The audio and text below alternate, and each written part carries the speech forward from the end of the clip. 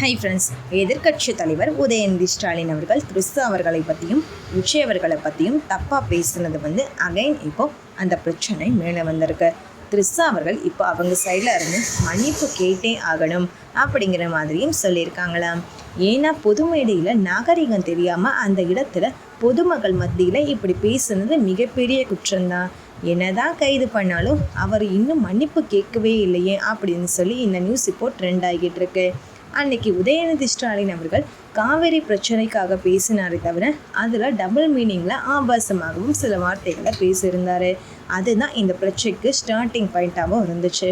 இப்போ அவங்க இருந்த எல்லாருமே த்ரிஷா அப்படின்னு கோஷமிட்டாங்க. இப்போ அந்த இடத்துல தேவையில்லாமல் த்ரிஷாவை ஏன் இழுக்கணும், விஜய் அவர்களுக்கும் த்ரிஷா அவர்களுக்கும் எந்த ஒரு தப்பான உறவும் இல்லை அப்படின்னு ஆல்ரெடி த்ரிஷா அவர்கள் பல இடத்துல சொல்லியிருந்தாங்க. அப்படி இருந்தும் நிறைய இடத்துல இந்த ரூமர்ஸ் வந்துக்கிட்டு தான் இருக்குது. இப்படி இருக்க மத்தியில் உதயநிதி ஸ்டாலின் அவர்கள் நாங்கள் பேசினது விஜய் அவர்களையும் த்ரிஷா அவர்களையும் பற்றி தான் அப்படிங்கிற மாதிரியும் தெளிவாகவும் தெரிஞ்சிருச்சு. அண்ட் அடுத்த நாளே இவரை கைது பண்ணி ஈவினிங்கே ரிலீஸ் பண்ணிட்டாங்க. ஆனால் அவர் போகிறப்போ நான் அப்படிலாம் பேசவே இல்லை அப்படின்னு சொல்லி இருந்தார். ஆனால் அவர் அன்னைக்கு பேசின வீடியோ சோஷியல் மீடியா ஃபுல்லாக ட்ரெண்டிங்கும் ஆச்சு.